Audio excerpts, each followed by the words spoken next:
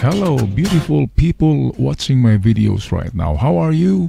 Luzon, Visayas, and Mindanao, and to my avid viewers. Shout out to you and to those who just visited my channel. Thank you and you're welcome. And now let's talk about Imperial Burial Site in the Philippines. This is just a partial list out of 175 sites. At ayon sa mga treasure hunters sa Pilipinas ay ang nakuha daw na treasure site or nahukay na ay only 17 treasure sites out of 175. So maybe there are 150 left, 150 plus burial site or imperial site in the Philippines. And here we go. Number 1, Alabang. Shout out sa mga taga-Alabang in Bulacan. Meron din. Bamban Cemetery. Christ the King Church. Meron diyan. Ananta. Meron sa Bataan. Camarinesor. Yung Ananta na nasa Las Piñas yan. Yung Ananta. Camarinesor. Corregidor Hospital. Meron diyan sa Hospital ng Corregidor. Doon sa Corregidor Island ay meron din. In Gonzaga. In Lubang. Kung na alala nyo yung aking vlog na about Hiro Onoda, yung the last survivor or the last struggler na Japanese doon sa Lubang sa Occidental Mindoro. Yun ang binabantayan niya doon, yung site na yun. Yung iba nagsabi na wala daw, pero meron talaga. How about Manila Cathedral? Meron dyan. Kaya lang hindi yan mahukay, cathedral eh. Pangasinan. Hello mga taga Pangasinan. Shout out to ya. Swerte nyo naman. Meron pa kayong Limahong dyan. Meron pa kayong Yamashita. Gumaka, Makati. Even in Makati, napakalaking syudad yan. At yan ay commercial center. At meron pa rin nakabaon dyan na Imperial Treasure Site. Swerte naman ng taga Makati. And how about Rizal in Teresa 1, Teresa 2, meron dyan.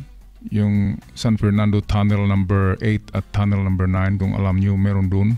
Yung mga tunnel na yun. In Zamboanga, hello mga taga Zamboanga. Marami akong avid viewers dyan.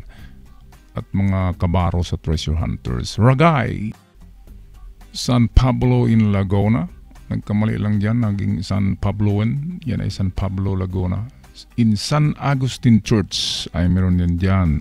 Karamihan sa mga lumang simbahan ay merong iniwan doon yung mga Hapon. Areas known for treasure location with GPS.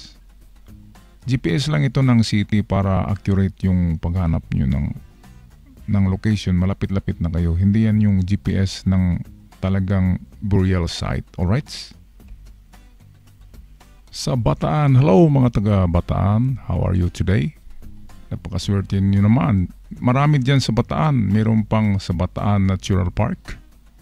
At meron pa sa isang lugar sa Bataan dyan. Hang on for that. Atin yan titingnan. Sa Camarinesor, Camsor Province. Ayan, meron dyan GPS. Given is the longitude and latitude.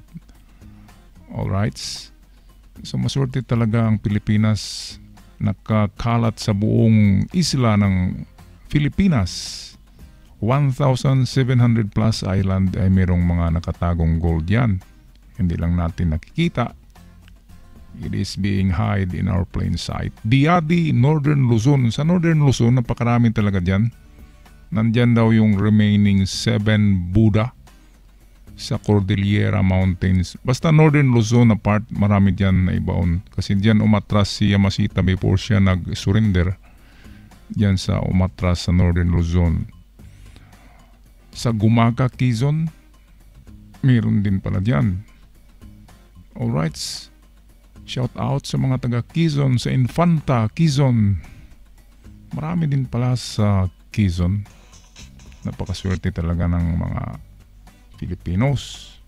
Kahit saan merong gold, kaya lang nakatago at nakabaon. Kailangan lang dyan ay mata na may x-ray ala Superman. Makati. Oh, mga taga Makati. Sa Makati, walang problema doon kasi mayaman ang mga tao. Mayroon pang gold. In Pandi, Bulacan. Sa Bulacan, balita ko mayroon daw 3 treasure site yan. Mga taga Bulaquinio, how are you? Shout out to you. Subscribe nyo naman ako guys. Alright? At sa Pangasinan, ayan mga taga Pangasinan, mga descendants ni Limahong. Marami din dyan. Kahit treasure ni Limahong nandyan, naiwan dyan. Nakabaon lang yan at naghintay lang sa mga tamang tao na mabait at pinagpala ng Diyos. Camarines Sur na naman. Ibang GPS ito. Dalawa dyan sa Camarines Sur, 2 burial site. Yung unang binigay ko sa inyo guys ay mga signs and symbols na nakakarve sa bato referring to Imperial Burial Site. Ngayon ay mga pangalan na ng mga lugar. Kaya wala nang kawala sa inyong mga treasure na yan. Pag talagang mag-focus kayo ay matagpuan nyo yan. Tulad ni Rogelio Rojas, dahil sa focus niya, umabot ng 2 years yata yung paghanap niya sa Yamashita Treasure at natagpuan din niya kasi araw-araw niya hinahanap yun. Meron siyang obsession. Ang obsession guys ay meron ding magandang idudulot niyan. Tulad sa akin, ang obsession ko ay maghatid sa inyo ng magandang balita at mga signs at symbols at mga idea about treasure kung paano kunin yun. Naging obsession ko na rin yun. At kung malaman ko na marami ang views at maraming nag-comment ng positive, ako ay magpapasalamat at ako ay napakasaya na. Okay na sa akin yun. Kaya give and take lang tayo. Alright, so ito naman yung mga nakuha ni Marcos na gold out from the major treasure site na tinatawag ng mga Imperial Burial Sites. Tingnan nga natin.